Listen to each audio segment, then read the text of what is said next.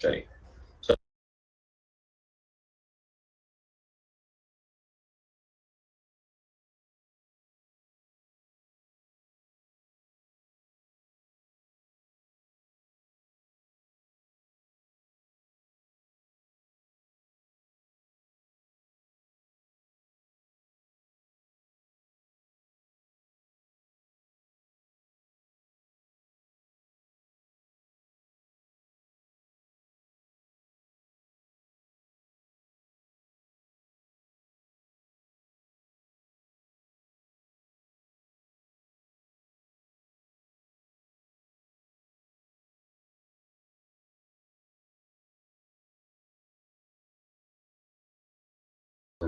as required by Schedule 3 of the Companies Act 2000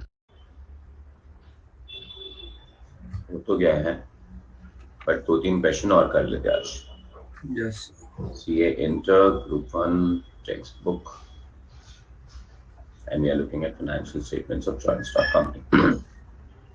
ठीक है, चलिए क्वेश्चन नंबर 1, 2, 3, 4 सारे हो चुके हैं. न्यू चैप्टर कब से होगा सर? क्यों तेरा फिर से बैकलॉग क्रिएट हो गया Nisha? Tushar good morning. Question number 5 कर चुके हैं हम लोग. Yes sir. क्वेश्चन नंबर 6 भी कर चुके हैं. Yes sir. क्वेश्चन नंबर 7 बहुत ही बड़ा लग रहा है, टाइम पास करने की जरूरत नहीं है. क्वेश्चन नंबर 8 हो चुका है. Yes sir. क्वेश्चन नंबर 9 की जरूरत नहीं है. क्वेश्चन नंबर 10 हो चुका है. No sir. 10 में करना क्या है देखते हैं. क्वेश्चन नंबर 11 हो चुका है. No sir. चलो क्वेश्चन नंबर 11 कर लेते हैं फिर फटाक से. These are the size of question that comes in examination. Shashi, that is Tanu, good morning. Mohammed Afnani, good morning sir. कहाँ गए थे आप?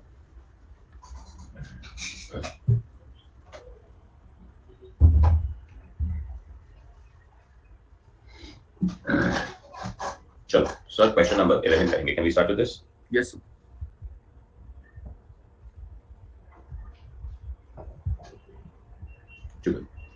On 31st March 2011, Bose and Sen provides you with the following ledger balances after preparing its profit and loss account for the year ended 31st March 2011. Credit balances are here as under. First one, Ayush, good morning. Gaurav, good morning. Sir, equity कहाँ पे जाएगा? Share capital. General reserve. Reserve and surplus. Loan from State Finance Corporation. Long term borrowing. Bracket में लिखा है secured by hypothecation on plant and machinery. Repayable within 1 year, 2 lakh है. Repayable. अच्छा 1 year लिखा ठीक है. Okay. क्या करेंगे sir? Sir repayable within 1 year rupees 2 lakh. मतलब सिर्फ 2 लाख है जो short term borrowing में, बाकी long term. Perfect है. कंचन पूछ रही थी सर उसको लाइव आना है. निशा कल से. सर तो 2 लाख शॉर्ट टर्म हो जाएगा, बाकी का 8,50,000 लॉन्ग टर्म हो जाएगा. ठीक है, बढ़िया. Loans unsecured long term. Long term borrowing. Sundry creditors. Trade payables. Profit and loss account. Reserve and surplus. And provision for taxation. हाँ. Short term borrowing में. वंडरफुल. डेबिट बैलेंसेस में calls and arrears. Share capital से मतलब reduce होगा. Land. PP. Building. PP. Furniture. PP. And inventory. Plant and machinery रहेगा. PP वो भी. Inventory of finished goods and inventory of raw material. Inventory. Inventory. Trade receivables. Trade receivables. Advances short term. Short term loans and advances. Cash in hand. Cash and cash equivalent. Cash in bank. Cash and cash equivalent. Preliminary expenses. ये मेरी बात है. ये डल नहीं आता होते. PNL almost बंद हो चुका है. पीएनएल में कुछ है ही नहीं. अगर एक्सपेंसेस के लिए कोई जगह ही नहीं है तो क्या हम अज्यूम करेंगे preliminary expenses are not written off, तो इसको डायरेक्टली पीएनएल से या तो माइनस कर दो या तो आप अदर करंट असेट्स में भी दिखा सकते हो इसे. ठीक है, okay. Patents and trademarks. Intangible assets. Intangible assets. The following additional information is provided with respect to the balances. Rupee 4,20,000 fully paid equity shares are allotted as consideration for land and building. ये information है. So basically information ये है कि these are the shares issued for consideration other than cash. Yes. Notes को accounts में लिखना पड़ेगा. Cost of building is 28 lakh. Cost of plant and machinery is 49 lakh. Cost of furniture and fixture is 4,37,500. ये भी information है. Cost और balance sheet में जो information दी होगी वो WDV होंगे. तो cost minus PFT करेंगे तो WDV मिल जाएगा. Next one, trade receivable of 3,80,000 are due for more than 6 months. ये last time ये question में cover किया था. Due for more than 6 months, due for less than 6 months, again information है. Next one, the amount of balance with bank includes 18,000 with bank which is not a scheduled bank and deposit of 5 lakh are for the period of 9 months. So ये भी हमारे लिए सारी information है. This is what we need to catch up. Unsecured loan includes 2 lakh from bank and 1 lakh from related parties. ये भी information है. So इस question में कोई adjustment नाम की चीज नहीं है. Just एक info है. You are required, you're not required to give the previous year figures. Previous year के figures दिए ही नहीं तो हम देंगे कहाँ से? You are required to prepare the balance sheet of the company as on 31st of March 2011 as required by Schedule 3 of the Companies Act 2013. Sir, बहुत ही easy question है. फटाक से कर लेते हैं. Can we do this? चलिए, Patel sir, good morning. Question number 10. और ये question के अंदर हमें सिर्फ और सिर्फ बैलेंस शीट बनाना है. P&L अकाउंट बनाने की जरूरत है ही नहीं. तो पहले टाइटल पे लिखिए किसका बुक है ये? लिमिटेड. अच्छा, क्वेश्चन नंबर 11. ठीक है, गौरव 11. particulars, schedule number and amount. Particulars, schedule number and amount. Next cycle लिखना है आपको balance sheet as on 31st March 2011.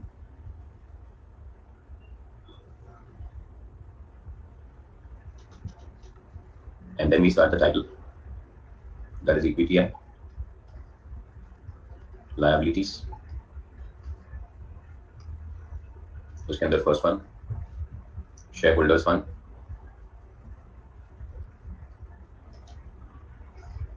Shareholders fund में first one,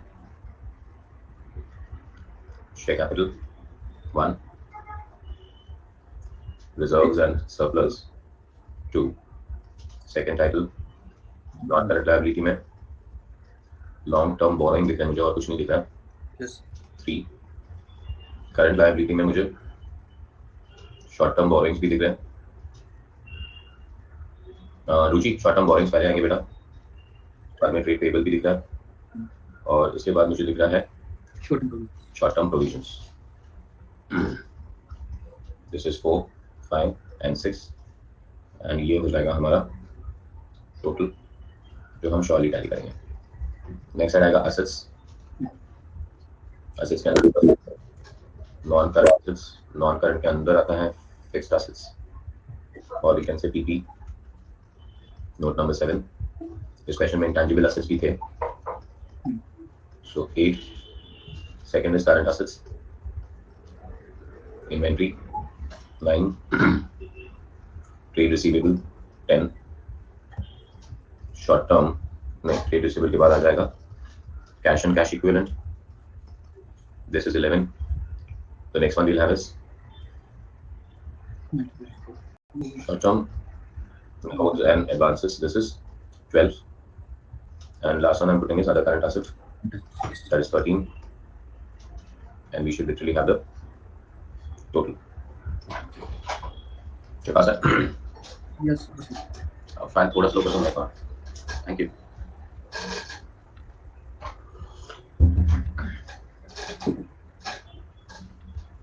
चलिए स्टार्ट करें सर. Yes. नेक्स्ट पेज पे आ जाएंगे हमारे notes to accounts.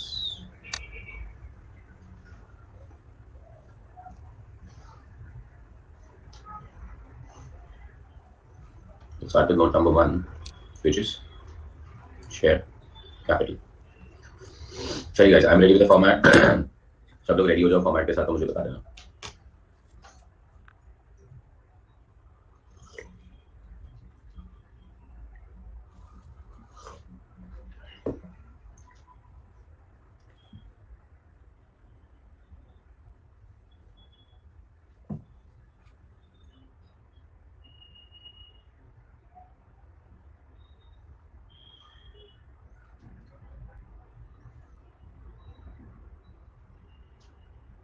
Done, sir.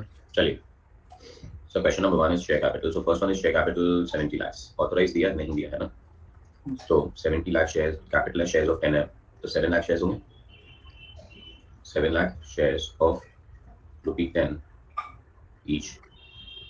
Amount आएगा 70 lakh. But less calls in arrears दिख रहा था मुझे. Yes. So sir calls in arrears होंगे हमारे 7,000. तो हमारा अमाउंट आ जाएगा 70 lakh minus 7,000. I'm getting 69 lakh 63,000. 69 lakh 93,000. Perfect है. Yes, sir. ब्रैकेट में out of above any shares which are issued for consideration other than cash. मतलब कोई भी अगर शेयर इशू किया है जिसमें कैश नहीं आया तो उसमें इन्फॉर्मेशन देना पड़ेगा. तो आपने 4,20,000 इक्विटी शेयर्स दिए for consideration of land and building. Out of about 4,20,000 equity shares are issued as consideration for land and building. मतलब हम लोग ने लैंड एंड बिल्डिंग खरीदा और उसके लिए हमने क्या इशू किया? Shares issue. Equity shares issue किए. चलिए. So note number 1, 69 lakh 93,000.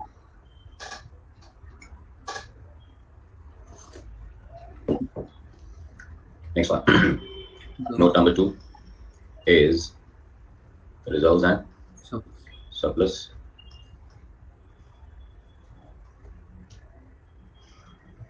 चलो रिजर्व एंड सरप्लस में मुझे लिखना था general reserve, I can see general reserve of 15,49,100 Yes, sir.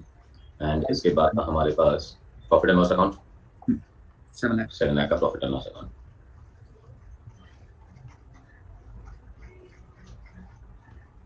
22,49,100. 22,49,100 preliminary expense में assumption डाल के यहाँ से राइट ऑफ भी कर सकते हो आप, ठीक है।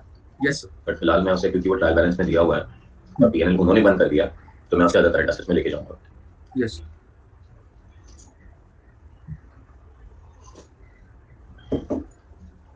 Next one third Long term borrowing. Long term borrowing. First long term borrowing मुझे दिख रहा है loan from state finance corporation, loan from state finance corporation SFC. 1050 नहीं लिखना है, सिर्फ 850 लिखना है। Yes, sir. ब्रैकेट में लिखना है सिक्योर्ड है वो, और किसके अगेंस्ट सिक्योर्ड है? By Machinery. Hypothecation of plant and machine. Hypothecation का मतलब है गिरवी रखना। Okay. चलो so loan from state finance corporation is 10,50,000 secured by hypothecation on plant and machinery हो गया। एक अनसिक्योर्ड लोन भी दिख रहा है 847 का, अनसिक्योर्ड लोन ऑफ 847। चकासा Yes, sir. चलिए सर बंद कर दीजिए फिर से। 850 प्लस 847 आई एम लिखिंग 1697। Yes, sir. 16,97,000।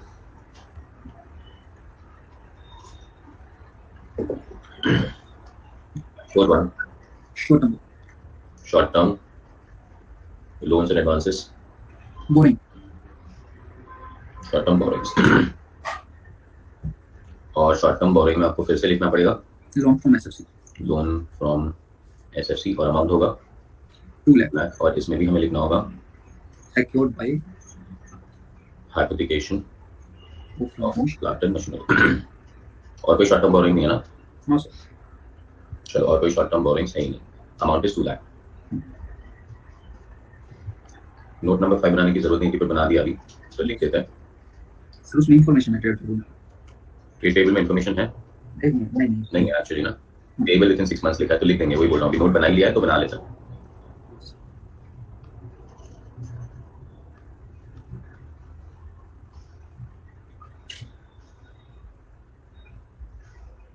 चलो नोट नंबर कौन सा आ रहा है? 5 ट्रेड टेबल क्रेडिटर कितने का है? क्रेडिटर्स हैं 14 लाख 14 लाख एंड ब्रैकेट में लिखेंगे payable within 6 months, payable within 6 months। चकासा सर यस सर बड़े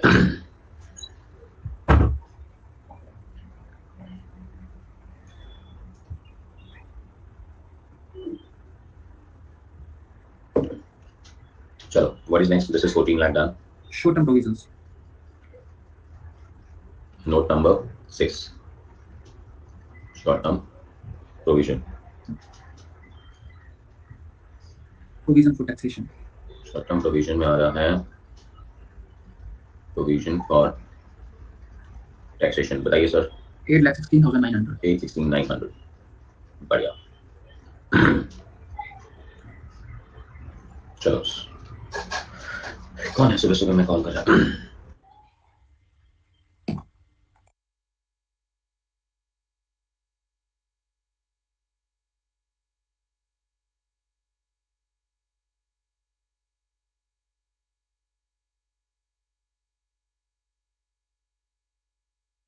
चलो ट्रेड रिसीवेबल, वो तो ट्रेड रिसीवेबल तो लायबिलिटी साइड पे कहाँ जाएगा? एसेट साइड पे जाएगा ना हिमांशु।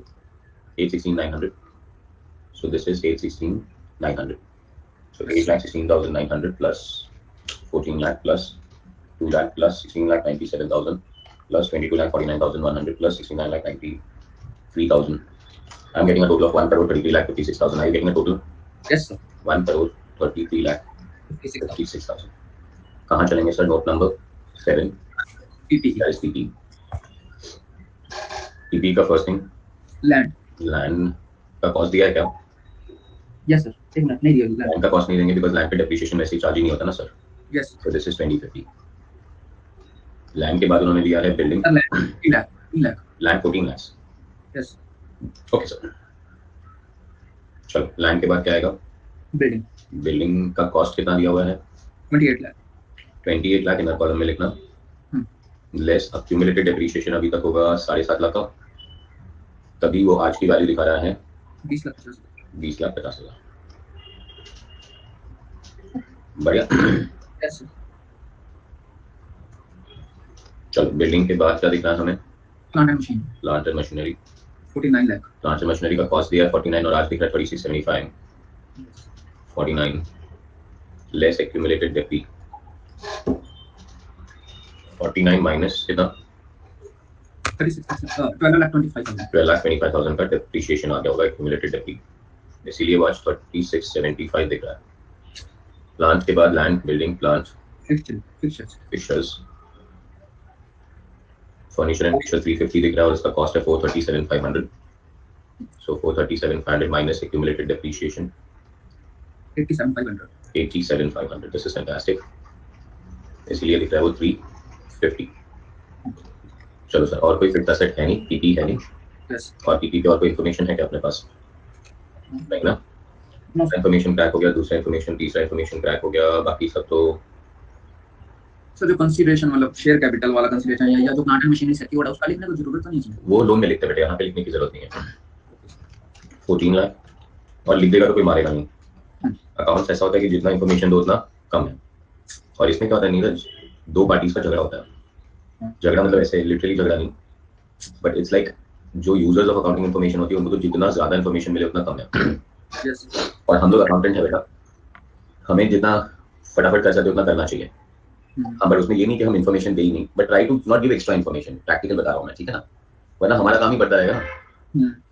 हमें बेटा बहुत सारे कंपनियों का एक्यूमुलेटेड डेप्रिसिएशन कहाँ जाएगा? कहीं नहीं जाएगा गौरव सर. बेटा आप मेरे ख्याल से आज 11वां क्वेश्चन कर रहे हो गौरव सर.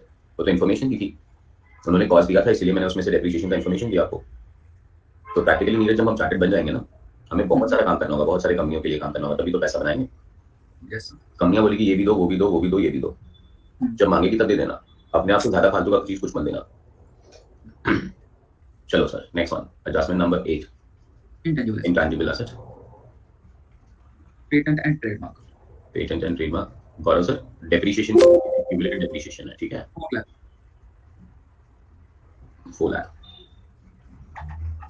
एक्यूमुलेटेड डेप्रिसिएशन तो बैलेंस शीट में भी दिया होता है तो हम असेट से लेस करते हैं. करंट ईयर का डेप्रिसिएशन होता है वो पीएनएल में आता है. Information number 9, is it inventory? Yes inventory में भी इंफॉर्मेशन है हमारे पास, finish goods and raw material. Finish goods का इन्वेंट्री 14 लाख है और रॉ मटेरियल का इन्वेंट्री 3,50,000 है. 14 प्लस 350 कम्स टू 17,50,000. चुका सर. यस चलिए, इंफॉर्मेशन नंबर 10 है trade due for more than 6 months, due for less than 6 months. Total कितना दिया उन्होंने? 14 लाख और due for more than 6 months कितना दिया है? 380 380 is due for more than 6 months. ये इन्फॉर्मेशन देना जरूरी होता है बिकॉज उसका मतलब है कि इस डेटा पे बैड डेट्स के चांसेस ज्यादा है. और 10,20,000 is due for less than 6 months. So trade receivables का टोटल लिख दिया हम लोग ने 14. बराबर है सर? यस चलिए sir, information number 11, note number 11, cash and cash equivalent.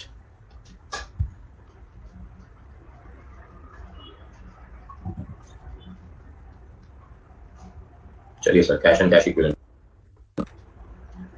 Cash yes cash in hand 2 lakh 10. Answer bank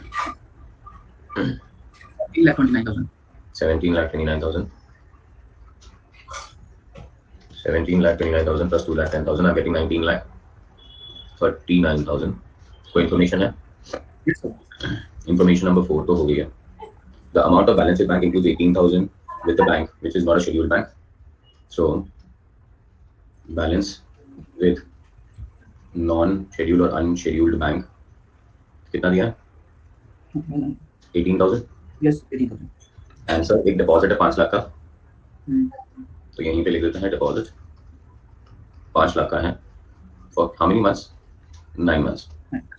मतलब ये अपने को क्या दिखाता है पता है तेरे को कि बैंक में 17,29,000 पड़े ना, वो पूरा 17,29,000 को आज यूज ही नहीं कर सकता ओके बिकॉज उसमें से 5 लाख का तो डिपॉजिट किया हुआ है डिपॉजिट किया हुआ है जो हमें 9 मंथ्स के बाद ही यूज कर पाएंगे। है cash and cash equivalent because this is with in the period of 12 months.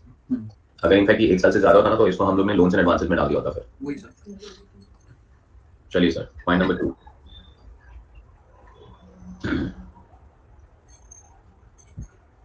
क्या रहेगा अभी? Short term loans and advances. Short term loans and advances में हमारे पास है 298,900 लोन्स एंड एडवांसेस में लोन्स एंड एडवांसेस लिख देते हैं। अमाउंट है 298,900। चलो 19,39,000 298,900 और अदर करंट असेट्स में लिख देते हैं preliminary expenses.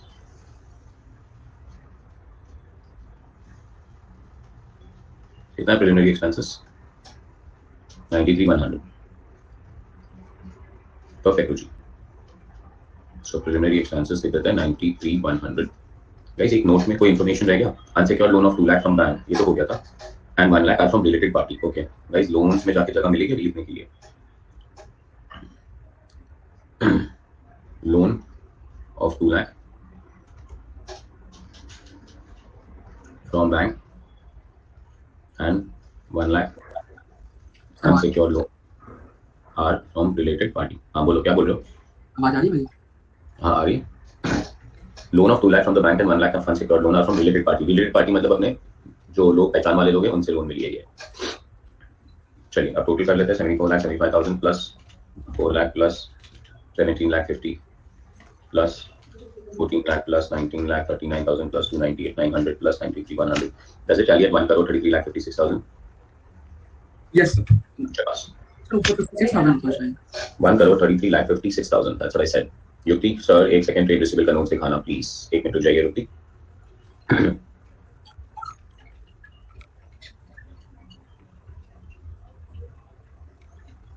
Guys, are we done? Yes yes. ठीक है चलो तुषार इज सेइंग डन। सिद्धि को एक बार मैं ट्रेड रिसीवेबल दिखा देता हूँ ठीक है। सिद्धि कहाँ गया ट्रेड रिसीवेबल? ये रहा ट्रेड रिसीवेबल। युक्ति को नहीं देखना था, युक्ति को देखना था।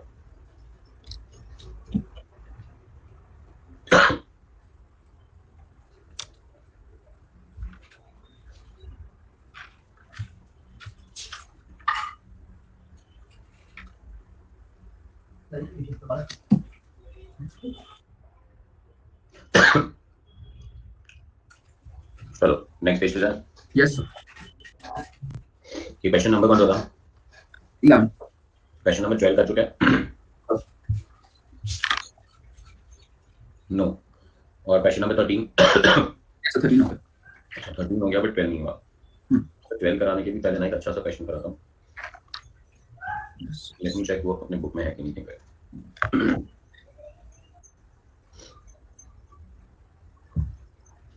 CA inter group 1 text book. Sir अपने टेक्स्ट बुक के अंदर एक चैप्टर जिसका नाम है framework for preparation of financial statements. Chapter number 2 दिखेगा आपको। यस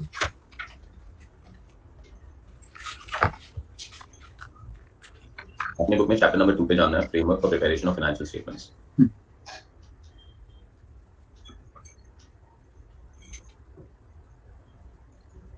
और उसमें भी क्वेश्चन नहीं दिखना मुझे। यस सर यही। ये है एक्चुअली थ्योरी टॉपिक का। तो अब मुझे कहाँ जाना पड़ेगा पता? अब मुझे जाना पड़ेगा कंपाइलर पे। दिस पीसी डेस्कटॉप बोलो C inter group 1 G drive पे कंपाइलर 4। तुम्हारे लिए कंपाइलर 5 आ जाएगी ये वीक में ठीक है। यस तुम्हारा टाइम भी आ गया। क्वेश्चन नंबर पेज नंबर 4 पे ये चैप्टर पूरा थ्योरी है, मतलब बैलेंस शीट में क्या मतलब फाइनेंशियल स्टेटमेंट्स में कौन से अकाउंट बनाने हैं, बैलेंस शीट किससे बनता है, ये सब हमने पढ़ लिया है। पर उसके क्वेश्चन आता है एग्जामिनेशन में जो मुझे बहुत पसंद है और वो क्वेश्चन मैं तुम्हें कराना चाहता हूँ।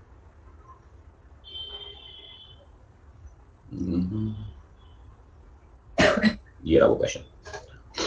नवंबर 20 को पेपर में क्वेश्चन आया सर, दिख रहा है आपको? Yes sir. ये क्वेश्चन करेंगे।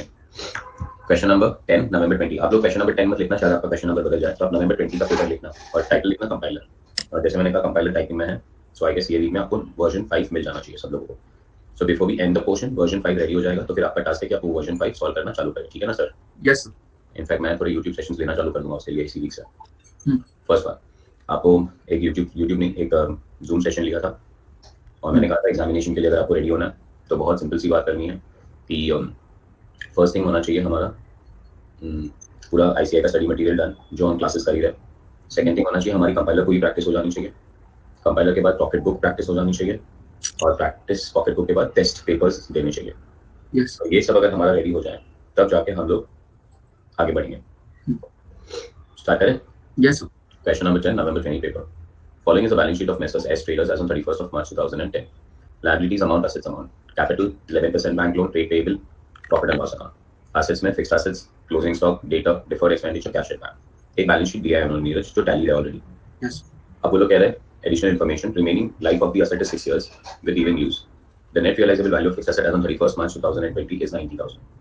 Firm sales and purchase for the accounting year 31st March 20 amounted to 7,80,000 and 625. The cost and net realizable value of stock on 31st March 2020 was 60,000 and 66,000 respectively.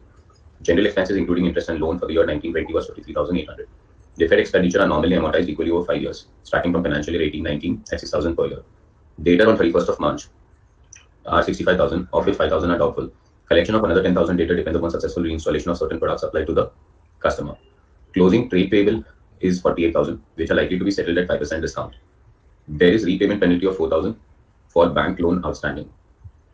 Cash and bank balance as on 31st March 2000 is 1,65,200. Prepare the profit and loss account and the balance sheet for the year ended 31st March 2020, assuming the firm is not a going concern not a going concern. और इसलिए मुझे ये question बहुत अच्छा लगता है, बहुत। समझे? यस क्यों अच्छा लगता है? क्योंकि भाई, what are the three fundamental accounting assumptions that we should follow? GCA GCA stands for going concern, consistency and approval. Yes अब ये क्वेश्चन कह रहा है कि आप फाइनल अकाउंट्स बनाओ, पर ये अज्यूम करके बनाओ कि this is not a going concern. ठीक है सर? यस तो अब मजा आने वाली है। अब मैं पहले के क्वेश्चन को यहाँ पे डाल देता हूँ और फिर ये क्वेश्चन आपसे सॉल्व करा रहा हूँ। सॉल्व है सर कंपाइलर। गौरव नहीं समझा बेटा, क्या पूछ रहा है तू? नवंबर 20 का पेपर है, ठीक है ना सर? तो नवंबर 20 के पेपर पे जाते हैं। And let me just cut that question and put it across here for us, ठीक है?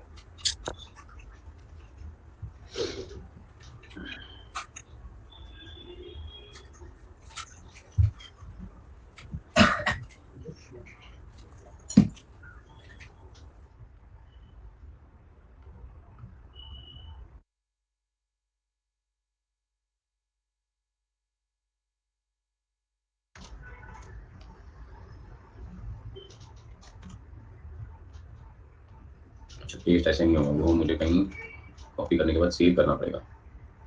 डेस्कटॉप से फाइल लिख देता है।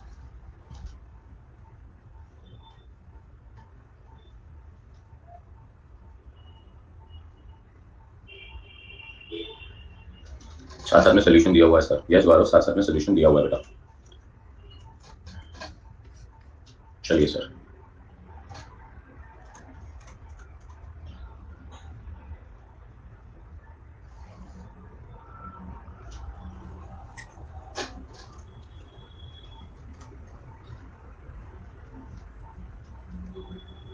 वन के बाद टू। सर मैंने ये क्वेश्चन डाल दिया, तो आप लोग पहले से रीड करेंगे क्वेश्चन को। जब रेडी हो जाएंगे तो मुझे बोलेंगे, ये क्वेश्चन मेरे साथ सॉल्व नहीं करने वाले हो आप, ठीक है? यस बैलेंस शीट कौन से डेट का दिया हुआ है? 31st March 2019 31st March 2019 का बैलेंस शीट दिया है। कैपिटल है, बैंक लोन है, ट्रेड पेबल है, प्रॉफिट एंड लॉस अकाउंट है, fixed asset stock, data, deferred expenditure and cash in bank है। एडिशनल इन्फॉर्मेशन जो दी गई है वो है कि असेट्स का लाइफ 6 साल था, बट उसका रियलाइजेबल वैल्यू 90,000 था। फर्म का परचेज और सेल दिया 31st March 20 का, मतलब नेक्स्ट ईयर का। Cost and net realisable value of stock on 31st March 20, मतलब लास्ट डेट के स्टॉक का इन्फॉर्मेशन दिया है। General expenses including interest on loan दिया है। डिफर्ड एक्सपेंडिचर को 5 साल में राइट ऑफ करना है, 6,000 से राइट ऑफ करना था 18-19 से। Data on 31st of March 65,000 थे, उसमें से 5,000 doubtful थे। Collection of 10,000 depends upon successful reinstallation of certain products supplied to the customer. Closing trade payable is 48,000, which is likely to be settled at 5% discount. There's a prepayment penalty of 4,000 for the bank loan outstanding. Cash and bank balance on 31st March 2020 is 1,65,200. Prepare profit and loss account and the balance sheet बनाना है। But क्या assume करके बनाना है? Not a going concern assume करके बनाना है। भैया sir? Yes sir तो sir सबसे पहले डेफिनेटली आप टाइटल पे तो लिखेंगे कि कंपनी का नाम वगैरह वगैरह, और उसके बाद मैं बना रहा हूँ आपके लिए ट्रेडिंग अकाउंट, और इसी को बीच में ब्रेक कर दूंगा तो अपने को मिल जाएगा प्रॉफिट एंड लॉस अकाउंट। सो ये आ जाएगा अपना पर्टिकुलर्स अमाउंट, पर्टिकुलर्स अमाउंट, और ये ट्रेडिंग और P&L है, ठीक है बेटा? और ये आ जाएगा सर ये दूसरी तरह से क्या बोल रहे हो? मतलब उसमें हमने वो वर्टिकली बनाया था ना। हाँ ठीक है बेटा, this is not a going concern, तो कोई सेंस ही नहीं बनता ना। यहाँ पे थोड़ी लॉजिस्टिक्स तुम्हें समझाने पड़ेंगे मुझे। तो आप इसको वर्टिकल बना दो, हॉरिजॉन्टल बना दो, फर्क नहीं पड़ने वाला, बिकॉज ये एक्चुअली फाइनल अकाउंट्स नहीं बन रहा है, क्योंकि हमारा बेसिक अजम्पशन ही वायलेट हो जाएगा। What is the basic assumption जो वायलेट हो रहा है हमारा? It is not a going concern. ठीक है सर। ओके। चलिए, तो उन्होंने जो एक एक चीज हमें पहले दी है वहां से स्टार्ट करते हैं। सर कैपिटल कितना है? 150। नीरज सुन रहे हो? Yes sir. Okay, bank loan कितना है? 80,000। बैंक लोन 80,000 है, but it is not a going concern ना। When I said it is not a going concern का मतलब क्या होता है? It is not a going concern का मतलब हुआ कि ये बिजनेस अभी बंद हो सकता है कभी भी। Yes sir. तो प्रॉब्लम हुई है बिजनेस में, तो बिजनेस अभी ये चलेगा नहीं, ये बिजनेस बंद हो जाएगा। तो अब हमें अंडरस्टैंड करनी कि हर एक कौन से वैल्यू पे रिकॉर्ड करना चाहिए। नॉर्मली हम उसे कौन से वैल्यू पे रिकॉर्ड करते हैं और अब हम उसे कौन से रिवाइज वैल्यू पे रिकॉर्ड करेंगे। बैंक लोन 80 दिया हुआ है, bank loan 8 adjustment. There is a prepayment penalty of 4,000 on the bank loan outstanding. मतलब अगर तू बैंक लोन जल्दी पे कर देगा तो तेरे को 4,000 का पेनल्टी भरना पड़ेगा। अगर ये गोइंग कंसर्न होता तो हम जल्दी क्यों भरते? तो हम बिजनेस को कंटिन्यू करेंगे और उसको 80,000 पे दिखाते हैं। Yes sir.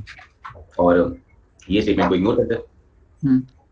पर क्योंकि it is not a going concern, it is not a going concern, तो भाई अब हमारी बैंक लोन तो 80,000 की है, but since it is not a going concern, मतलब ये नेक्स्ट ईयर तक चलेगा ही नहीं बिजनेस में, हमें रीपे करना पड़ेगा। तो एड रीपेमेंट पेनल्टी। कितने का रीपेमेंट पेनल्टी? 4,000 का। तो ये 84,000 पे दिखेगा आपको। और अकाउंट्स बराबर से समझना चाहिए। भाई एक बैलेंस शीट पहले से दी थी, तो अगर एक बैलेंस शीट पहले से दी है तो भाई डायरेक्टली ऐसे 4,000 कहीं पे डायरेक्टली ऐड नहीं कर देना। Yes sir. आगे पेनल्टी भरनी पड़ेगी, तो ये हमारे लिए लॉस होगा। तो लोन पेनल्टी कितने का? लोन पेनल्टी 4,000 का। जगह से सर? Yes sir. और आपको समझ रहा है difference between not a going concern and going concern? Yes sir. Going concern होता तो किस पे रिकॉर्ड किया होता? तुमने 80,000 पे दिया तो 80 पे रिकॉर्ड किया होता, but not a going concern इसलिए किस पे रिकॉर्ड करना पड़ रहा है सर? 84 पे। चलिए सर, ट्रेड पेबल्स कितने दिख रहे हैं? 52,000। वो तो लास्ट ईयर के ट्रेड पेबल है। अब ट्रेड पेबल मतलब क्रेडिटर, सिंगल एंट्री का चैप्टर कर चुके हो भाई आप लोग? Yes sir. क्रेडिटर के ओपनिंग बैलेंस में आएगा, इस साल परचेज आएगा, परचेज के बाद पेमेंट आएगा और पेमेंट के बाद हमें क्लोजिंग बैलेंस मिलेगा। Yes sir. क्रेडिटर के 4 पिलर होते हैं, ओपनिंग, क्लोजिंग, परचेज, पेमेंट। तो क्रेडिटर के बारे में उन्होंने कुछ बताया? Yes sir. बहुत सिंपल से बोल दिया इन्होंने, the closing trade payables are 48,000 which are to be or which is likely to be settled at 5% discount. 5% discount. तो क्लोजिंग ट्रेड पेबल अपने को दे दिए गए, तो अपने को मेहनत करने की जरूरत नहीं है। सो सीधा जाके लिखेंगे यहाँ पे क्लोजिंग ट्रेड पेबल और कितना किया उन्होंने? 48,000। बट 48 पे नहीं करना पड़ेगा, लेस द डिस्काउंट। कितना परसेंट? 5%। मेरे ख्याल से 5% आ जाएगा 2,400। Yes sir. 45,600। और यहाँ पे फर्स्ट टाइम पे कुछ लिखूंगा, यहाँ पे लिखूंगा सेकंड बाय डिस्काउंट, ब्रैकेट में लिख रहा हूँ आपके लिए trade payable, this is 2,400। Yes. अच्छा, ये डिस्काउंट क्या मैंने नॉट गोइंग कंसर्न था इसलिए कंसीडर किया है? No sir. नो, ये कंसीडर अगर गोइंग कंसर्न होता तो भी कंसीडर करते हैं और नॉट अ गोइंग कंसर्न होता तो भी कंसीडर करते हैं। ये मैं खाली ब्लू टिक रख रहा हूँ, ये मैं अंडरस्टैंड कराने के लिए आपको कि ये adjustment not a going concern की वजह से आई है। डिस्काउंट तो हम लोग कभी भी कंसीडर करते हैं, बिकॉज़ ऐसे क्रेडिटर को तो हमें पे करना ही होता है ना। कितने टाइम में पे करना होता है हमें क्रेडिटर को? हमें क्रेडिटर को पे करना होता है 1 साल के अंदर, तो ये तो नॉर्मल था। चलिए sir, what is the next thing they have given you? Profit and loss account कितना दिया हुआ है? 56। तो लास्ट ईयर का पीएनएल अकाउंट 56 में इनर कॉलम में लिखता हूं, बिकॉज़ इस साल जो प्रॉफिट आएगा वो प्रॉफिट हम आगे लेके जाएंगे। बराबर है सर? Yes sir. चलिए सर, असेट साइड पे जाते हैं। व्हाट इज असेट का thing given to you? Fixed assets. Fixed assets कितने दिए सर उन्होंने? 1,05,000। 1,05,000 फिक्स्ड एसेट्स दिए। अब उन्होंने क्या कहा? What is the remaining life of the fixed assets? 6 years। 6 years with even use. Even use मतलब हर साल सेम यूज होगा। सर 1,05,000 डिवाइडेड बाय 6 कितना आ रहा है? 17,500। 17,500 आ रहा है। तो नॉर्मल सर्कमस्टेंसेस में हमें क्या करना चाहिए?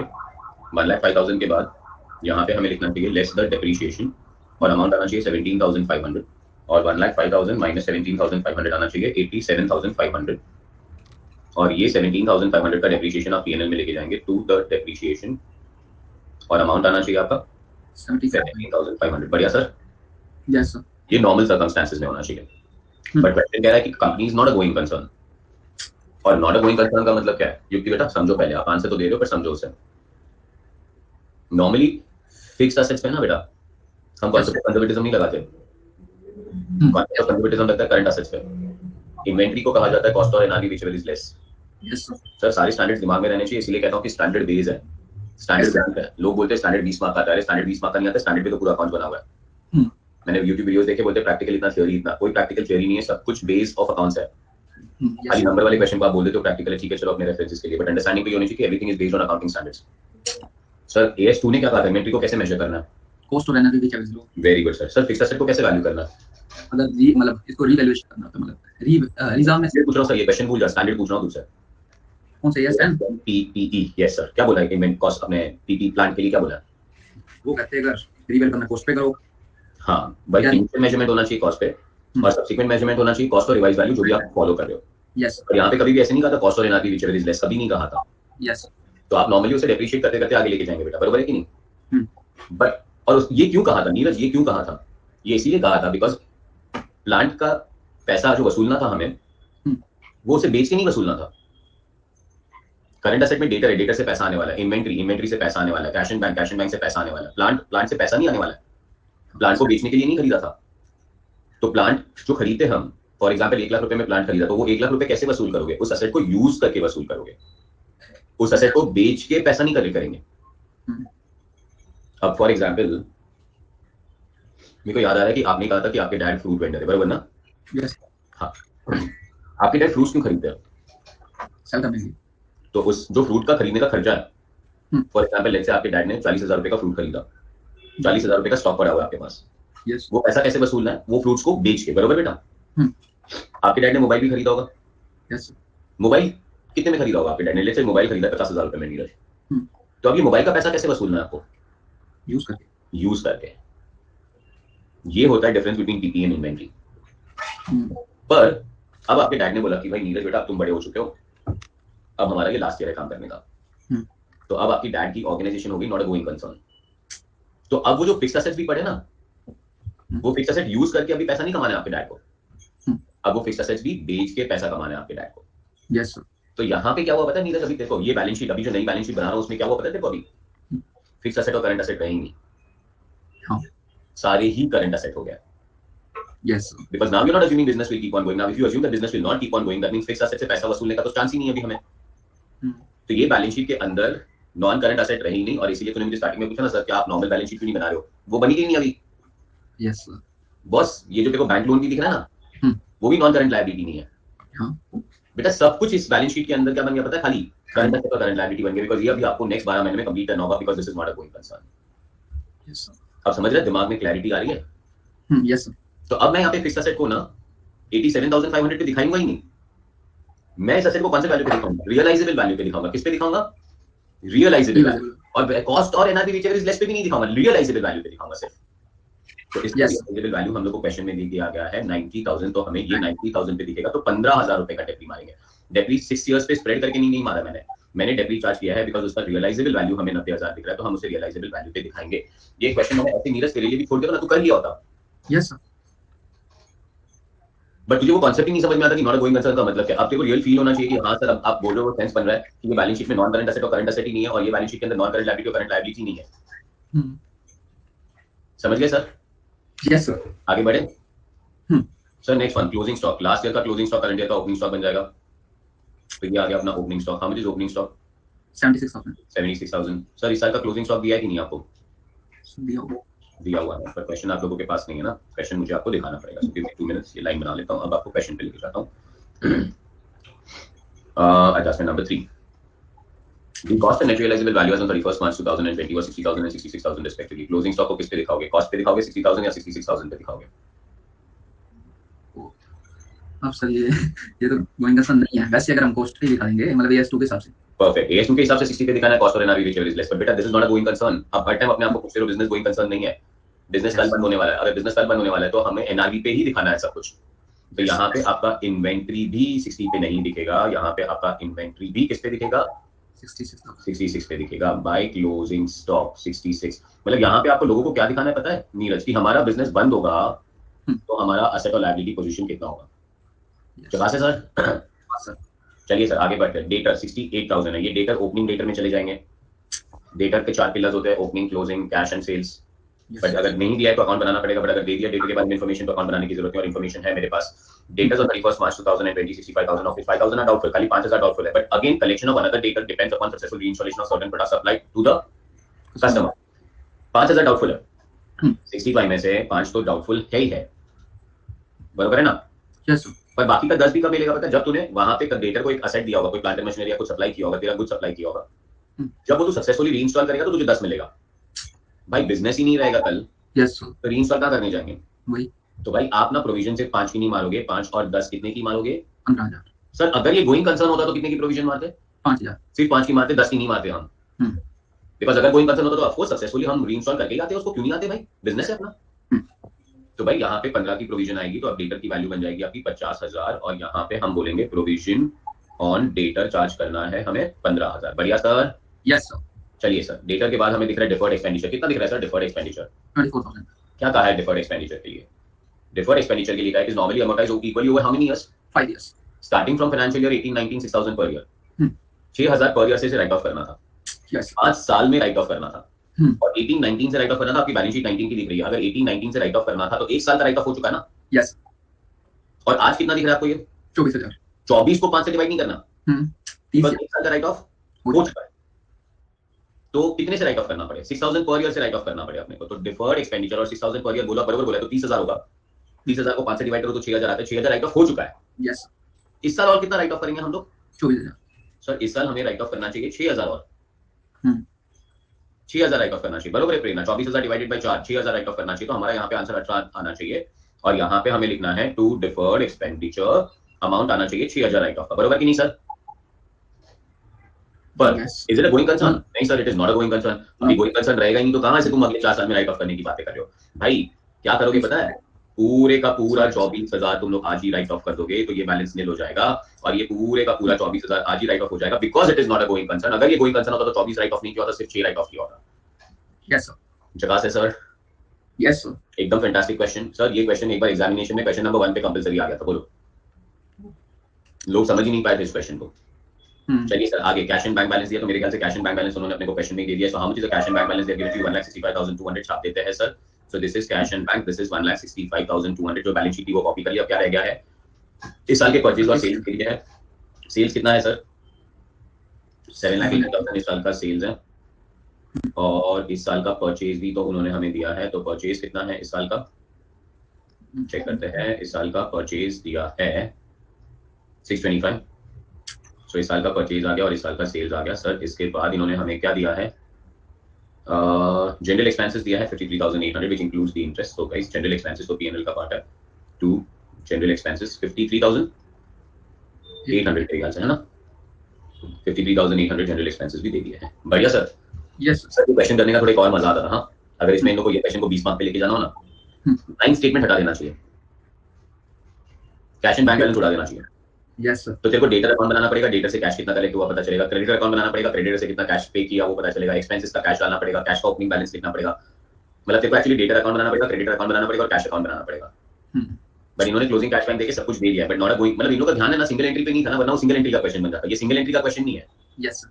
ये क्वेश्चन है नॉट अ गोइंग कंसर्न का। अभी अपना काम हो चुका है सर। अभी पहले 7,80,000 प्लस 66,000 मेरा टोटल आ रहा है 846। Yes. मेरा टोटल आ रहा है 846 माइनस 625 माइनस 76,000 मेरा टोटल आ रहा है 145। What is 145 to what? Gross profit. Gross profit. चलिए अब ग्रॉस प्रॉफिट को लेके जाएंगे 145 पे, तो यहाँ पे लिखेंगे हम लोग बाय ग्रॉस प्रॉफिट, और हमारा ग्रॉस प्रॉफिट आएगा 1,45,000। बढ़िया सर। Yes. अब नेट प्रॉफिट आ रहा है कि नहीं चेक करते हैं। 4,000 15,000 एंड 15,000 एक और 24,000 और 53,800 नेट प्रॉफिट भी आएगा। Yes. तो 1,45,000 प्लस 2,400 मेरा टोटल आ रहा है 147,400। Yes. ये उड़ा देता हूँ बिकॉज जगह नहीं है मेरे पास यहाँ पे। Minus 4,000 minus 15,000 minus 15,000 minus 24,000 minus 53,800। Sir मेरा नेट प्रॉफिट आ रहा है 35,600. 35,600। चुका से सर? Yes. सर ये नेट प्रॉफिट जाके बैलेंस शीट में लिख देंगे, add the net profit profit and loss account में 35,600 सर, प्लस 56,000 कीजिए 91,600. 91,600। चलो सब लोग अभी धमाल करो, देखो तुम्हारा कैलसी बराबर चल रहा है कि नहीं। Plus 1,50,000 plus 84,000 plus 45,600 I am getting a total of 3,71,200 3,71,200 minus 90,000 minus 66,000 minus 50,000 minus 1,65,200. Tell me, does it tally, guys? It has to tally.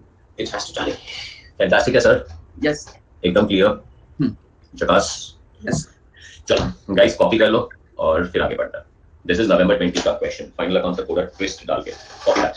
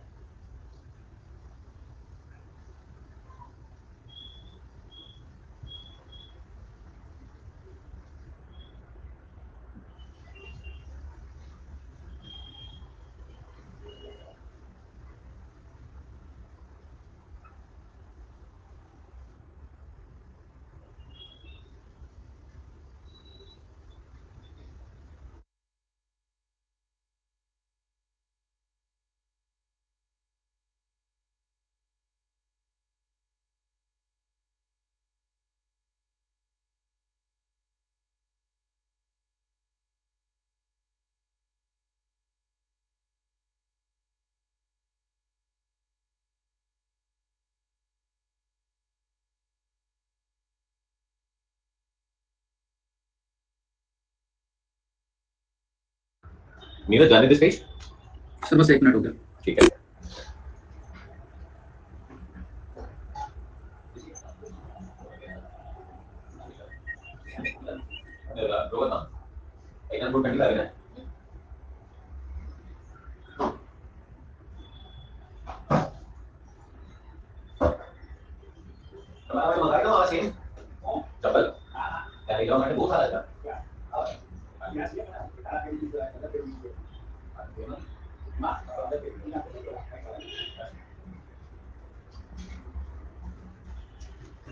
Dheeraj done?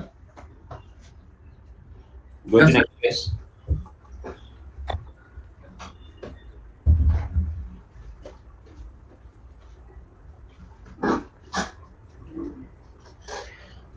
धीरज कल मैराथन पे गए थे।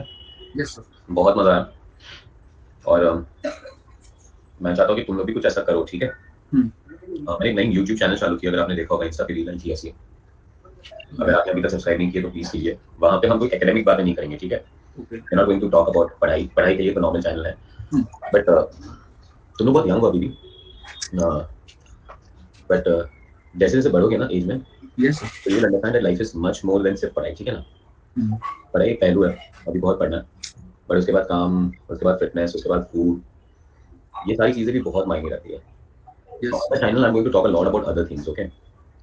जो मैंने अपने पूरे मेरे लाइफ साइकिल, सो मेरा जो बर्थडे गया था 18 फरवरी 43, 2022 हो गया, राइट? 2013 में मेरा पहली बार ट्रैक पे गया था मैं। वहां पे रियलाइज किया था कि अपने बॉडी पे भी अपना कंट्रोल होना चाहिए। तो ट्रैकिंग है, जॉगिंग है, और तू बिलीव नहीं करेगा, ऐसे I was very surprise Neeraj, कितने लोग थे पता है वो मैराथन में? 15,000। 15,000? 15,000। कहाँ पे था सर मैराथन? नीरज ये मैराथन था मुंबई में। अच्छा। और ये मैराथन था इंडियन नेवी का मैराथन। मतलब इंडियन नेवी ने ऑर्गेनाइज किया था, तो डेफिनेटली जनरल पब्लिक भी पार्ट ले सकती है, बट डेफिनेटली उसके लिए पेमेंट करनी होती है। बट पेमेंट के तो ये लोग अपने कुछ चीजें दे देते हैं, मतलब अपना पैसा नहीं जाता कहीं भी। फॉर मेरे ख्याल से बुकिंग करने का उन्होंने कुछ मुझसे 1200 रुपया लिया था, बट 1200 रुपये की उन्होंने चीजें दे दी हमें, एक बैग दी थी, शैम्पूज दिए थे, ड्रिंक्स दिए थे, बिस्किट्स दिए थे, चॉकलेट्स दी थी, ठीक है ना? बट इससे क्या होता है कि यू नो मीट पीपल, 15,000 लोग, मैं ऐसे ऐसे लोगों से मिला जो दे आर फैबुलस। तो this is very very important, ठीक है? मैं तुम्हें थोड़ा सा चीज दिखाता हूँ, I will show you all.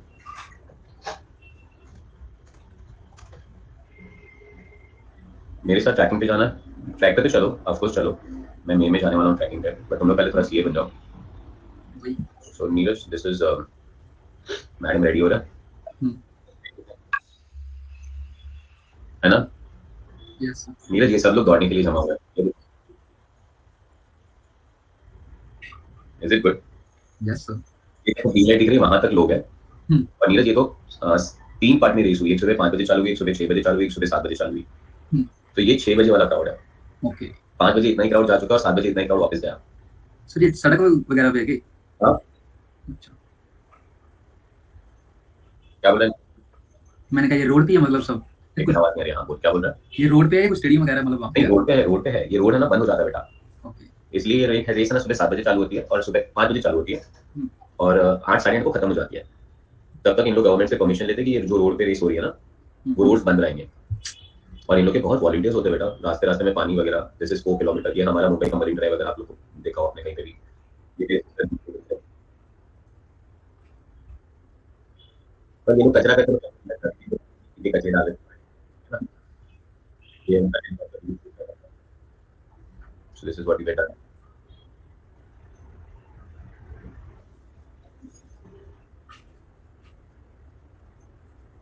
ये हम्म। सर 4 किलोमीटर का था? बोलो नीरज। 4 किलोमीटर की थी रेस? 4 किलोमीटर मैंने कंप्लीट किया तो मैंने उसकी फोटो ली थी। अच्छा। रेस थी 21 किलोमीटर की। आप सारा गए थे? 21 किलोमीटर।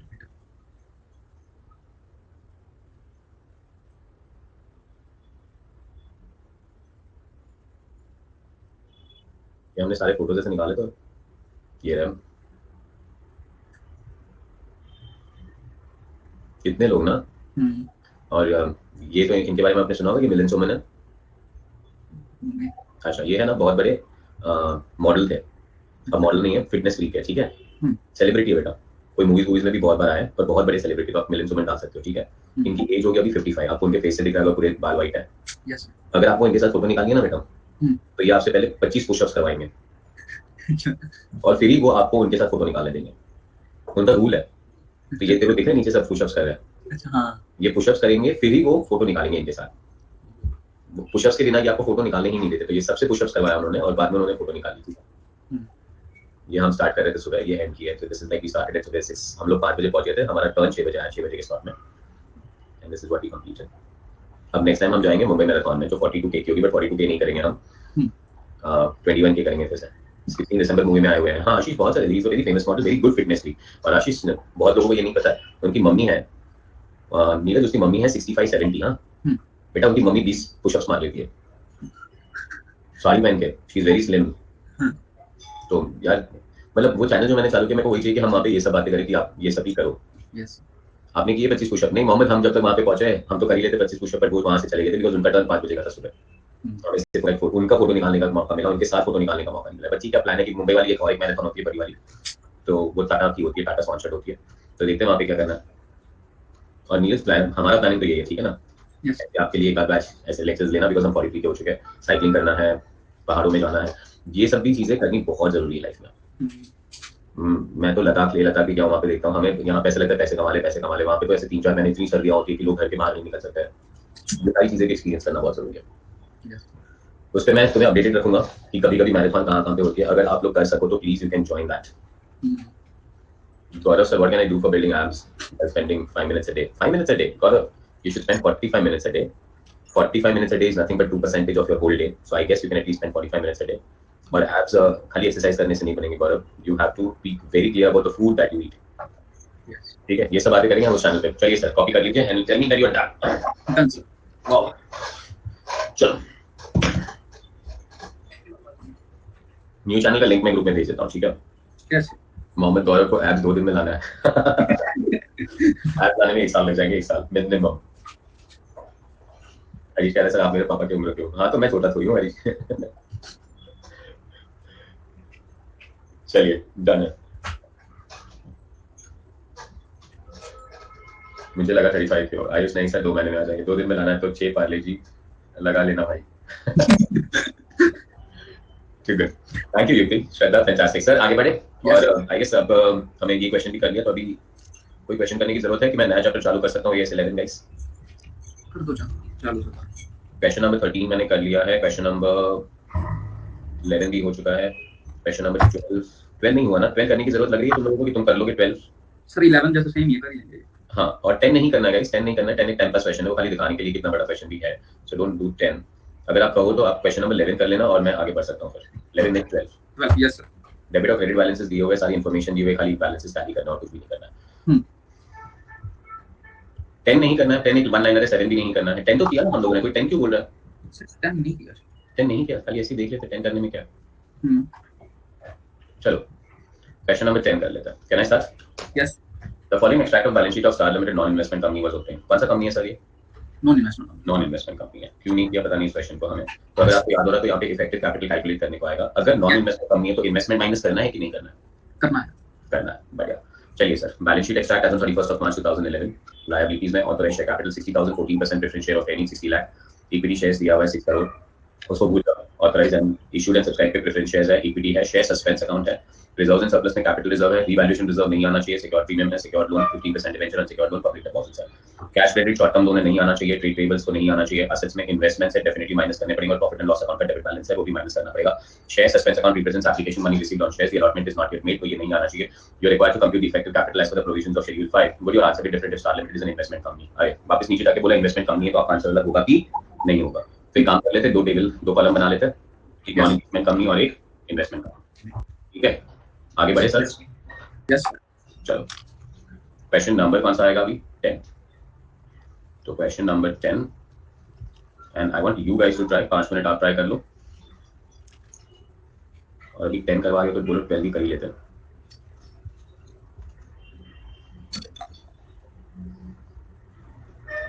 पहले नॉन इन्वेस्टमेंट कंपनी लिख रहा हूँ और फिर इन्वेस्टमेंट कंपनी लिखता हूँ। ठीक है सर? चलो सर, आप सॉल्व करेंगे प्लीज।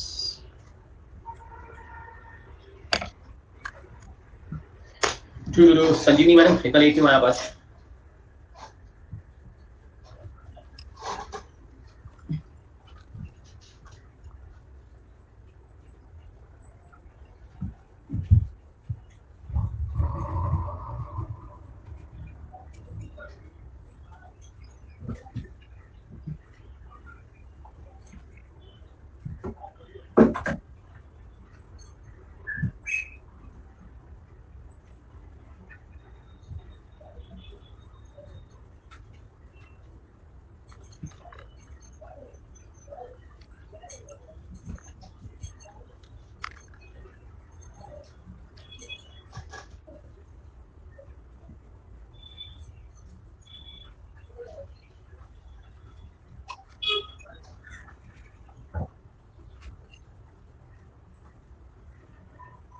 मैं आज और कल की क्लास नहीं कर पाऊंगी, आज कॉलेज में असाइनमेंट देना है और कल फ्रेंड्स के साथ वन डे ट्रिप। ओ वाह शिवांजनी, संजीवनी, अभी हम लोग उसी की बात कर रहे थे तो इतना कुछ करिए मेरे को यार।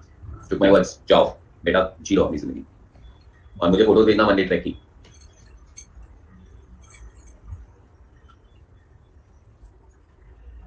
सर सिक्योरिटी प्रीमियम लेते थे बीच में? यस सर, सिक्योरिटी प्रीमियम 101% ले लेंगे सर। सारे रिजर्व्स लेने, खाली रिवैल्यूएशन रिजर्व नहीं लेना, because revaluation reserve is not realised in cash. याद आ रहा है? हाँ सर यार।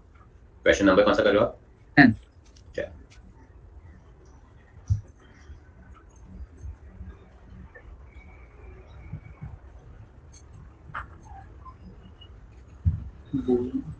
मैं करूं?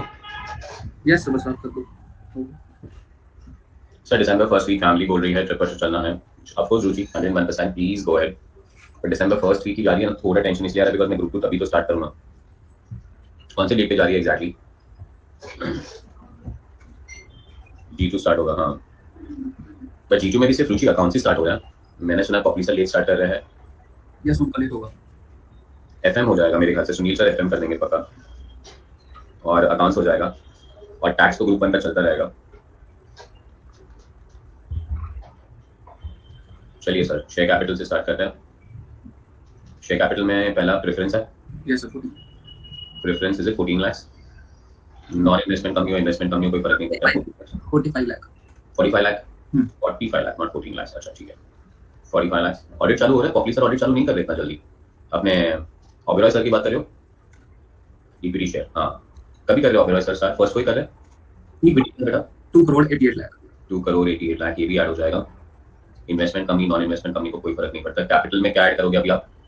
रिजर्व्स ऐड करोगे।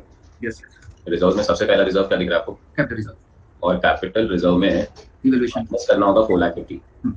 रीवैल्यूएशन रिजर्व नहीं आना चाहिए। बोलिए कितना? 135 135। Ruchi, I would still prefer you to go ahead with that. थोड़ा बहुत ब्रेक बनता है बेटा। सिक्योरिटी प्रीमियम सिक्योरिटी प्रीमियम कितना sir? 1,50,000 1,50,000 next one sir. Sir reserve surplus नहीं है। बस रिजर्व में और कुछ नहीं है। नो सर, बस अब माइनस लॉसेस में P&L अकाउंट का डेबिट बैलेंस दिख रहा है मुझे, and that is 4575। Yes sir 4575 4575।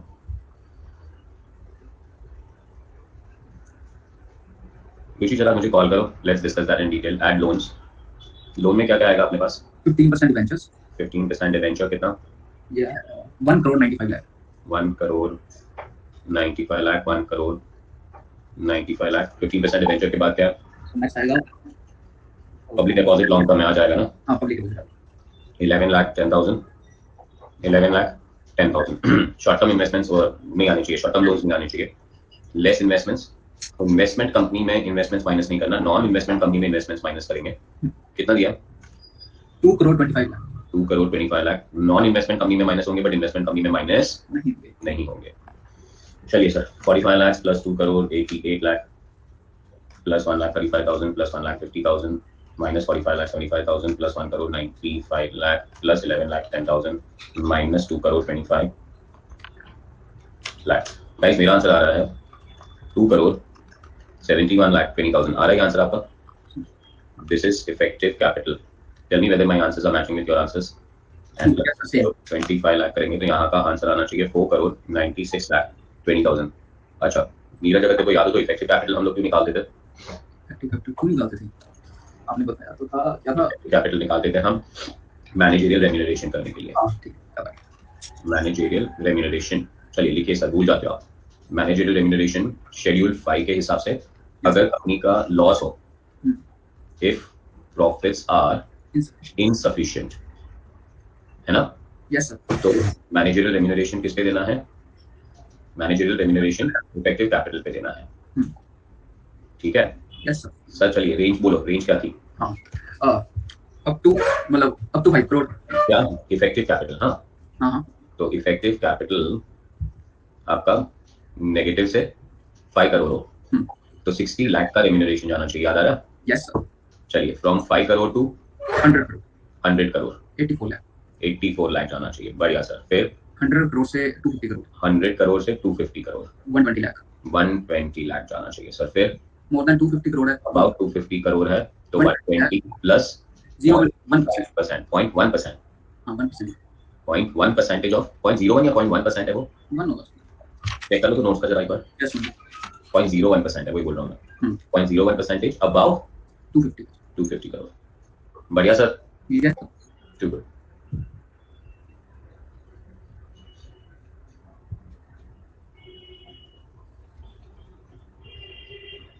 Great sir, तो इस हिसाब से ये क्वेश्चन के अंदर मैनेजरियल रेम्यूनरेशन तो 5 करोड़ के नीचे है। Therefore, ये क्वेश्चन में आपका मैनेजरियल रेम्यूनरेशन कितना होना चाहिए? 60 लाख होना चाहिए। जब सर पूछा नहीं है क्वेश्चन में, सिर्फ इफेक्टिव कैपिटल पूछा था, बट इफेक्टिव कैपिटल से मैनेजरियल रेम्यूनरेशन बनता है, पता है? यस ग्रेट है। चलो बढ़िया। दिस वाज क्वेश्चन नंबर कौन सा हो गया अपना? 10। 9 इस टाइम पास, तो 9 भूल जाता है। गाइस 12 कराऊं ये क्लास में कि आप लोग करोगे? अभी आप बताओ मुझे। कर तो लेंगे इसकी।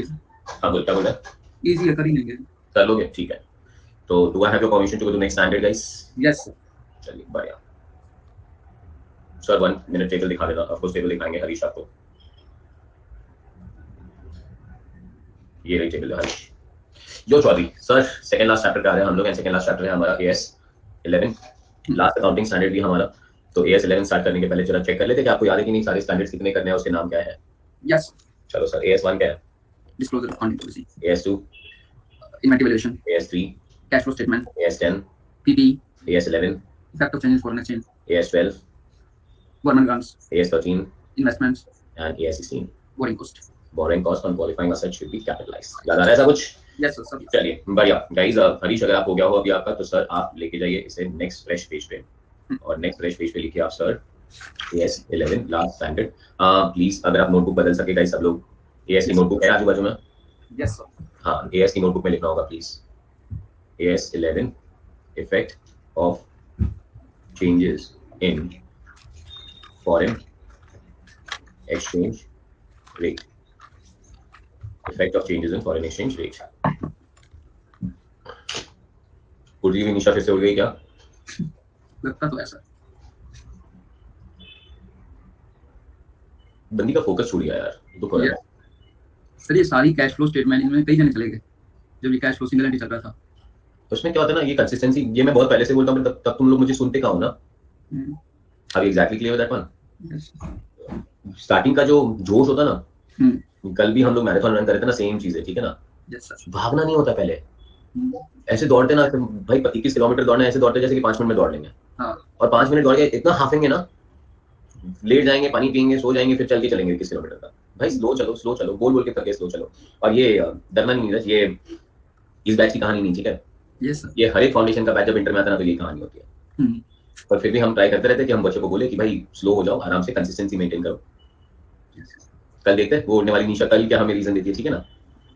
कल हम लोग उसको एक गिफ्ट देते हैं, एक बाउल देते हैं, उसके बाउल के अंदर बोलेंगे हम एक सब लोग एक रीजन लिख दो तुम लोग सब, ठीक है। और वो सारी एक एक चिट है ना, निशा को बोलेंगे बेटा तू बाउल में डाल दे, और तू ना रोज खाली आके एक चिट उठा लिया कर, उसमें से रीजन मिल जाएगा तेरे को कि तू क्यों नहीं आई, कल चली गई थी। Consistency is the key. चलिए can you go ahead. Effect of changes in foreign exchange rate. Origin गलती कर रहा है वो अपना आयुष बता है। हाँ वो भी गलती कर रहा है। गलती क्यों कर रहा है पता है? बिकॉज़ उसका ग्रुप 1 में बैकलॉग आ गया, तो बोलता भी मैं ग्रुप 1 नहीं करूंगा, ग्रुप 2 में करूंगा। उसको लगता है ग्रुप 2 में बैकलॉग नहीं आएगा, ऐसा नहीं होगा ना। वही सर। फिर वो ना साइकिल चालू हो जाता है। मेरे को दुख होता है बिकॉज़ आप एक अटेम्प्ट के बाद दूसरे अटेम्प्ट के बाद तीसरा अटेम्प्ट चलते रहते हो, फिर 4-5 अटेम्प्ट करने के बाद आपको लगेगा आप सीए बनने के लायक ही नहीं हो, जो रियलिटी नहीं है। प्लानिंग प्रॉब्लम हो गई थी, इसके लिए प्रॉब्लम था। यस। और एक प्रॉब्लम आता है नीरज, जब एग्जामिनेशन आती है ना, मेरी अटेम्प्ट आ रही है, वो ये अटेम्प्ट आ गया। अरे पर अटेम्प्ट कब आएगी? When will you get an attempt? Attempt आएगी तब जब आप रेडी हो अटेम्प्ट देने के लिए, नॉट बिकॉज़ आपकी अटेम्प्ट आ रही है। यस, ठीक है ना। ये भी बहुत इंपॉर्टेंट है, वरना फिर लोग वहां पे क्या करते हैं पता है? They will do the crash course and complete it. हां, क्रैश कोर्स कंप्लीट करके आगे बढ़ेंगे ना, तो वो नॉलेज ही आधी रह जाएगी यार। हम हर एक चैप्टर के अंदर कितनी ऑफ ट्रैक की बातें करते हैं यहाँ वहाँ की। आज वो भी छोटा सा क्वेश्चन कराना था, अगर चाहिए होता तो 5 मिनट में क्वेश्चन करा दिया तो नॉट अ गोइंग कंसर्न। उस कांसेप्ट से कितने नॉलेज बढ़ी हमारी वो क्वेश्चन करने से। वही सर, क्वेश्चन बिल्कुल इजी था, पर अब जैसे कांसेप्ट समझ आ गया उसके जैसे कोई भी क्वेश्चन आ जाए आराम से हो जाएगा। हाँ, उसको कर लेंगे हम फिर। युक्ति बेटा आज थोड़ा बिजी हूँ, कल बात कर सकते हैं हम लोग, बिकॉज कल पूरे दिन ऐसे मैराथन भागे ना, तो आज पूरा बॉडी एकदम सूख सा गया, पानी वानी पिया नहीं उसमें। और आज लेक्चर्स भी बहुत है, और तो आज जिम जाना पड़ेगा कंपलसरीली युक्ति, उसके बैकलॉग्स को क्लियर करने के लिए, मतलब बॉडी के बैकलॉग को। तो कल हम आराम से बात कर सकते हैं, कल जिम नहीं जाऊंगा मैं। कल 5 बजे के बाद मुझे कभी भी कॉल कर दे। चलो आगे चले, 5 नहीं, कल 6 बजे कॉल कर देगी युक्ति। Sir effect of changes in foreign exchange rate, ये चैप्टर के अंदर आशीष तू बुक लेके आ बेटा। इसके अंदर है ना नीरज 3 चीजें रन करनी है। First one, recording foreign exchange transaction, recording foreign exchange transaction. Second, translation of foreign operations, translation of foreign operations, इसके ब्रैकेट में लिखना ऑल्सो इन, हाँ लिखना है, 10 लिखना है, ऑल्सो इन ब्रांच अकाउंट्स। मैं ये चैप्टर ना इसीलिए सेकंड लास्ट में कराता हूँ बिकॉज ये जो सेकंड पार्ट है ना, ये ब्रांच अकाउंट में भी आ जाता है, तो मेरा आधा ब्रांच अकाउंट भी यहाँ पे कवर हो जाता है। And third is forward contract. Third is forward contract. First one, एक लाइन छोड़ने के बाद लिखना recording foreign exchange transaction,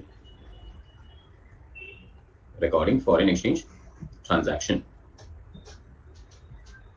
foreign exchange currency which is not the currency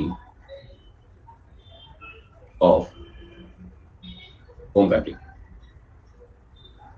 currency which is not the currency of home country, full stop.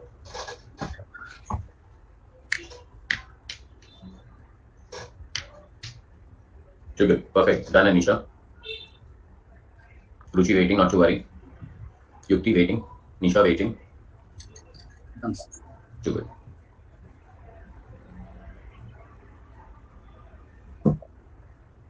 Sir ये निशा तो class में ही है।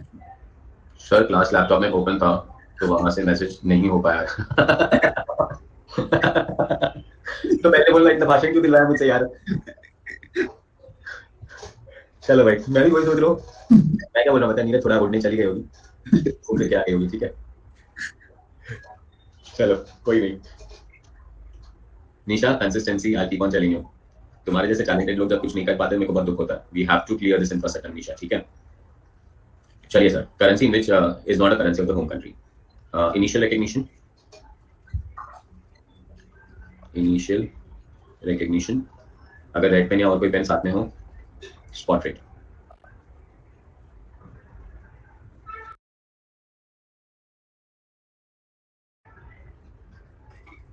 Spot rate. I swear तूने सारी बातें सुन ली। ओ शिट निशा यार, अच्छा हुआ सुन ली तो। चलिए सर, नीरज पेन नीचे रख दो, आप सुनो मेरी बात, ठीक है। यस सर चैप्टर का नाम क्या है? AS11, that is known as effects of changes in what, foreign exchange rate. Recording, ये चैप्टर में कितनी चीजें करनी है? 3 चीजें। पहला चीज से चालू करते हैं, रिकॉर्डिंग फॉरेन एक्सचेंज ट्रांजैक्शन। अब फॉरेन एक्सचेंज क्या होता है या फॉरेन करेंसी क्या होती है? फॉरेन एक्सचेंज या फॉरेन करेंसी वो करेंसी होती है जो हमारे होम कंट्री की करेंसी नहीं है। अब सिंपल लैंग्वेज, हमारा होम कंट्री कौन सा नीरज? इंडिया, और इंडिया का करेंसी कौन सा? रुपीस, डॉलर क्या हुआ? मतलब वो बाकी फॉरेन करेंसी होगी, फॉरेन करेंसी हो गई। पाउंड क्या हुआ? फॉरेन करेंसी, ऑस्ट्रेलियन डॉलर क्या हुआ? Foreign currency, very good. Japan का येन है, येन क्या हुआ? वो भी फॉरेन करेंसी। अब भाई जब आप इंडिया में अकाउंट बनाओगे हम्म। तो इंडियन की कंपनी फॉरेन में काम तो करती होगी ना। हाँ तो वहां पे फॉर एग्जांपल अगर ट्रांजैक्शंस डॉलर में होते हैं तो हम रिकॉर्डिंग डॉलर में नहीं कर सकते हैं, यस। हमें रिकॉर्डिंग रुपी में करनी होगी। हम्म। तो ये कहते हैं कि जब इनिशियली ट्रांजैक्शन होता है तो इनिशियल ट्रांजैक्शन को किस पे रिकॉर्ड करेंगे? तो स्टैंडर्ड ने कहा है, कॉमन सेंस है भाई, इनिशियल रिकग्निशन मतलब इनिशियल मेजरमेंट स्पॉट रेट पे करना। किस पे करना? Spot rate. स्पॉट रेट पे करना। पेंडिंग चाहिए मुझे आपका। For example 1, RM purchases goods from US for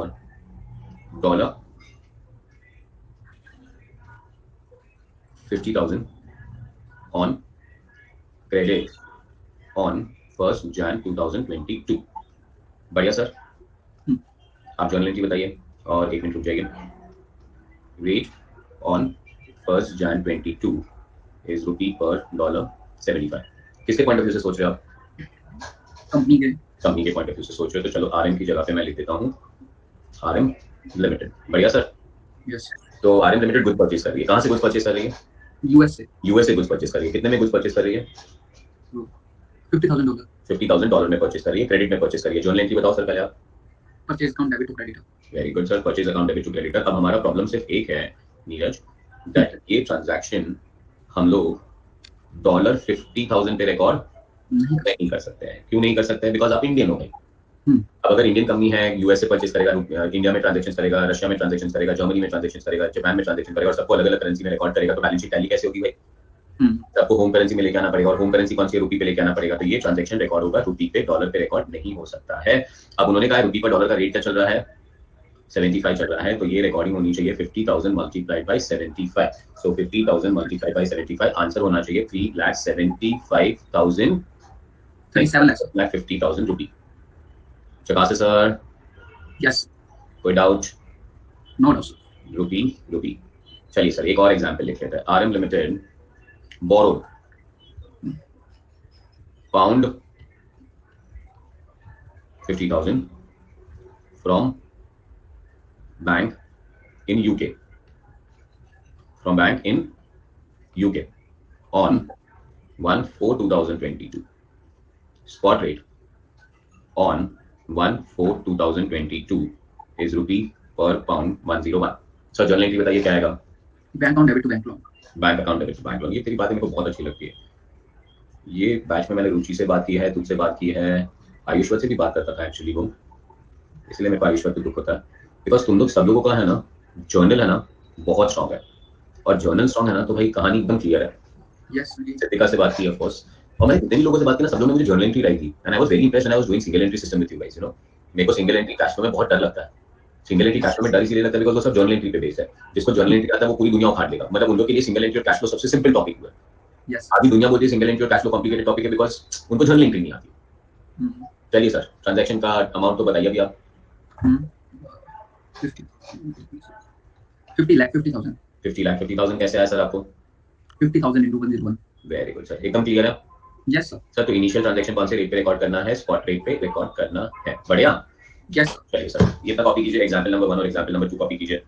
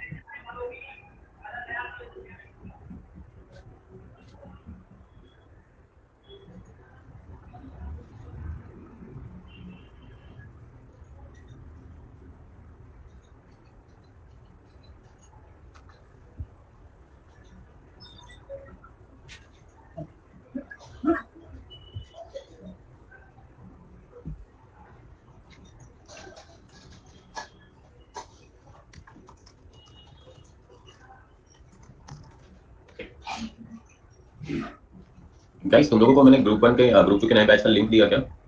No sir.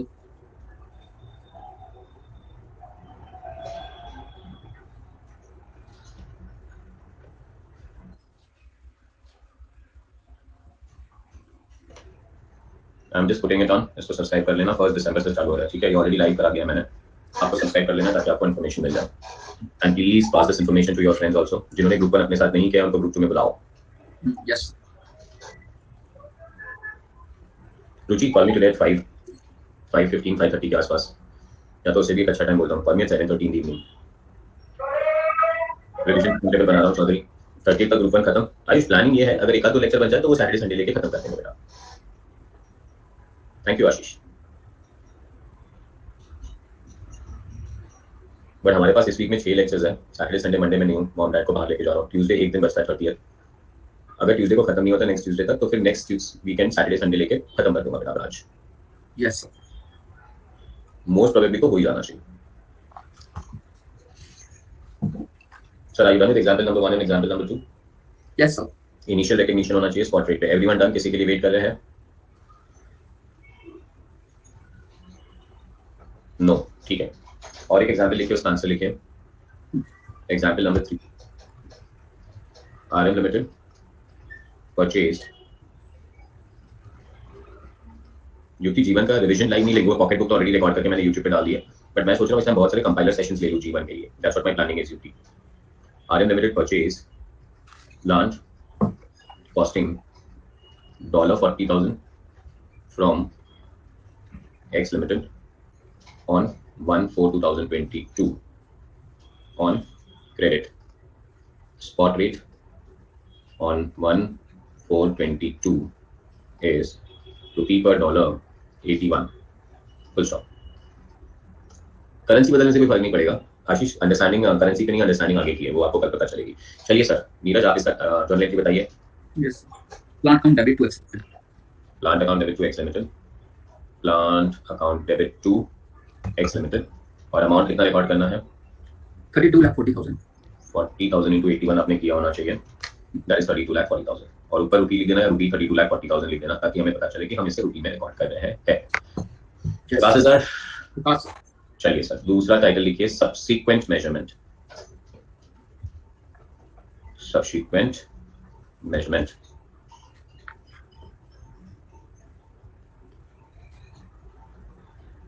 Subsequent measurement करने के लिए अगेन रेड पेन पे लिखेंगे तो ज्यादा अच्छा है। इस आइटम को आपको डिवाइड करना पड़ेगा मॉनेटरी और नॉन मॉनेटरी।